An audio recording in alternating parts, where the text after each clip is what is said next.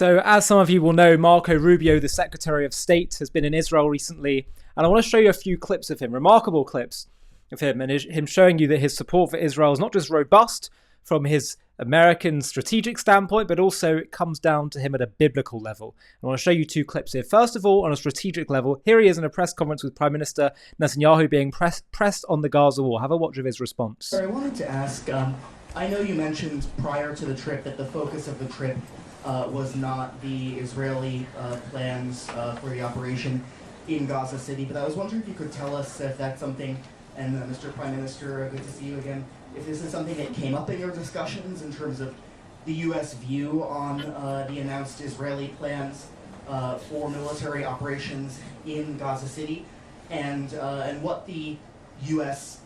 view is about this idea of, as some have talked about, a Gideon's Operation Gideon's Chariot kind of 2, or a continuation of the offensive, or an expansion of the offensive, potentially this month in Gaza City. Yeah, the best way for me to put it to you is that the purpose, of our conversations have been about what the president. I'll restate what the president has repeatedly said. He wants every single hostage released. He wants Hamas eliminated as a threat, and he wants to then have the United States be helpful in rebuilding Gaza for the future that's going to be peaceful and prosperous, and not have elements like Hamas operating. That's the goal. Now, how do we achieve that? How do we get there? That's what we're always talking about. That's what we talked about today. And that's going to continue to be the focus of our engagement in this. We want all of the hostages out. All of them. Every single one of them, both living and deceased, all of them. There should never have been hostages. This should never have happened. Okay, this happened because on October 7th, these animals, these barbaric animals, conducted this operation, and against innocent people that had nothing to do with any of this. And that's why this all started. We've forgotten that. People have forgotten that that's where this all began. That's why the president keeps saying, remember October 7th. We wouldn't even be having these conversations right now if these barbarians had not done what they did. So this is what brought us to this point. It needs to end. And how does it end? It ends by eliminating the people who did it, by ending them as a threat. It ends by releasing every single hostage, both living and deceased. There should never have been a hostage. There should not be a hostage now. And then, when all of that is done, then we can begin the work, I hope, internationally, to providing the people of Gaza the kind of future that they deserve, but that they will never have as long as a group like Hamas exists. So that's been our focus, and obviously, have been the focus and at the core of much of what we talked about. How do we achieve what I believe is a shared goal, not just of the United States and Israel, but of multiple countries around the world, and certainly in the region, who want to see the same outcome. And that's what we've been focused on. That's been the president's focus. And he wants that to all happen as soon and as quickly as possible. You asked a question. What was the tail end of your question? Sorry. Just if you could comment about, following your discussions of the past couple of days about Israel's plans with regard to Gaza City and potential expansion of the offensive there. Well, I'm not going to talk about our tactical plans. I leave that to our military people in the field. But I have stated the cabinet's decision on 5 principles that I brought before it. And as Secretary Rubio correctly said, this war could end now. And it requires the first step for Hamas to lay down its arm, to release all our hostages. And I'll bring you the 3 other points that we put forward. One, the third is that Gaza should be demilitarized.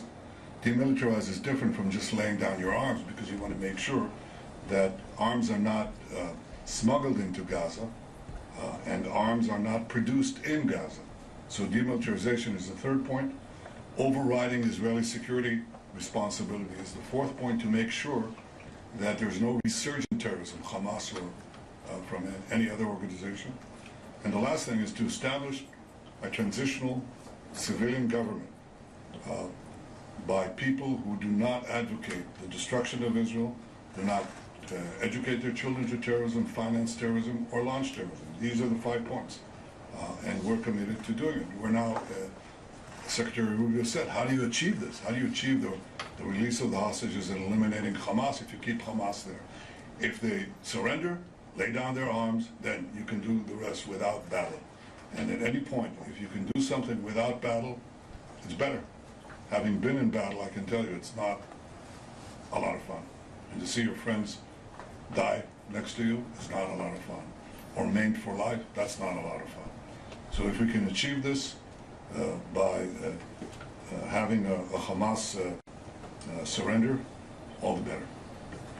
I want to show you an even more powerful clip, though, of Marco Rubio, because here he is speaking at an event that was held, I think it was last night, where he is. They were at the excavation ceremony for this ancient road in the city of David in Jerusalem, and here we can see that Marco Rubio has a support for Israel that is rooted, as I say, not just in strategy, but in the Bible, and understanding that when God says that the people of Israel, the nation of Israel, is his nation, that he is married to the nation of Israel, and that's why he refers to himself as the God of Israel, which means if you were to ask God, who are you? He would say, I'm the God of Israel. I'm Israel's. The same way that you say, if you meet someone, you say, who's that? You say, oh, he's mine. He's my husband. That's how they associate themselves. It's, once you understand that, it's pretty unshakable, your commitment to Israel and the Jewish people, because you understand who they are. They're meant to be the blessing to the world. Have a watch of his words here. Remarkable stuff. Yeah. Defined not by geography, ethnicity, or anything else. It was founded on the very powerful principle that the rights of mankind comes from their Creator. For it was here that God fulfilled his promise to his people. It was here that the lessons that form the base rock and the foundations of our laws, of the principles upon which we decide what is right and what is wrong, was built upon. If you think about the things that today we in civilized societies use as rules to govern us, these things did not come because good people wrote them. They came because they were rooted in ancient teachings. For deep inside of us, we all know that we were created for a purpose and for a reason, that our dignity comes from our Creator.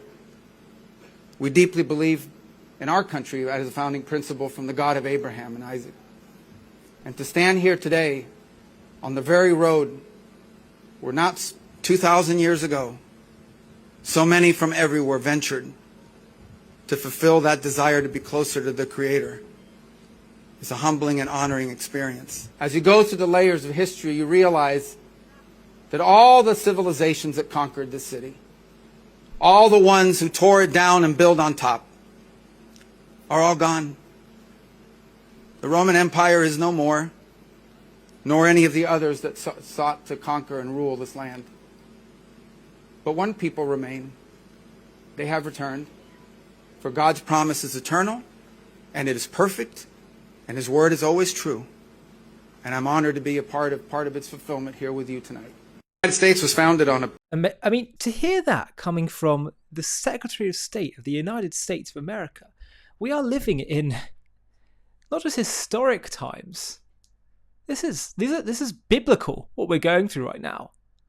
This is messianic in nature. And as we see these voices and statements of truth rising up, so too, of course, we're going to see those who are against Israel and hostile to the truth rising up as well. So be in no doubt that the obsession with Israel, the focus on Israel, is because what's going to happen in the end is that the truth is going to come out. That Kimet Sion Tetzei Torah Udevar Hashem Yerushalayim, that out from Zion shall go forth the law and the word of the Lord from Jerusalem. And that, to me, there's no other way to explain this than to see it as metaphysical, to see it as divine.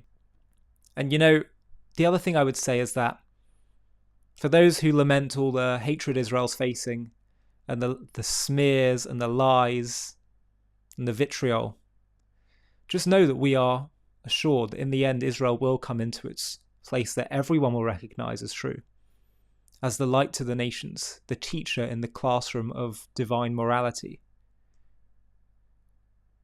And there will come a time, it's coming soon, as is embodied by Marco Rubio, Secretary of State, where Israel is respected and honored for its role throughout history and for eternity as well, to be the vessel for God's light into this world. And they're going to honor Israel because they're going to realize this should no longer be about jealousy. We should embrace Israel, because through embracing them, they become a blessing to all of us, to the entire world. Marco Rubio gets it. More and more people are getting it. And one day, the whole world will get it. Stand firm. Hold the line. It's going to happen. A quick message before we finish. We have been lied to about the Palestinians from beginning till end. Have a watch of the trailer for our new documentary called The Invention of the Palestinians, How a Nation Was Invented to Destroy Another. And if you want to watch the full thing, just click on the link in the video description. The Palestinians. We have been told they are an ancient people fighting for their homeland which has been stolen from them. This narrative has fueled decades of conflict, painting Israel as an occupier of stolen land. But what if this identity is not of an ancient nation, but a modern, cynical invention? A political construct designed not to build a state, but to dismantle the Jewish one. In this JTV Plus documentary, we're going to uncover the truth behind the creation of the Palestinian identity, how it was forged in the fires of pan-Arabism, absent in historical records until strategically rebranded in the 1960s by leaders like Egyptian-born Yasser Arafat to rally global opposition against Israel. We'll trace its roots from the Ottoman era, where Palestine was a region without a distinct people, through the pre-1948 years of Arab rejectionism, before focusing on the pivotal shift of the 1960s, when Arafat declared we should now be known as Palestinians, inventing symbols like the flag to mask genocidal aims. This wasn't about self-determination, it was about exploiting refugees, suppressing true aspirations under Arab rule, and perpetuating a war to destroy Israel. Join us as we debunk the myths of an ancient Palestinian nation, expose the strategic manipulation, and reveal how this construct has hindered peace while fueling hate. Fair but firm, this is the story of an identity weaponized, not for building a future, but for erasing one. To watch this JTV Plus documentary and access much more premium content, click on the link in the video description.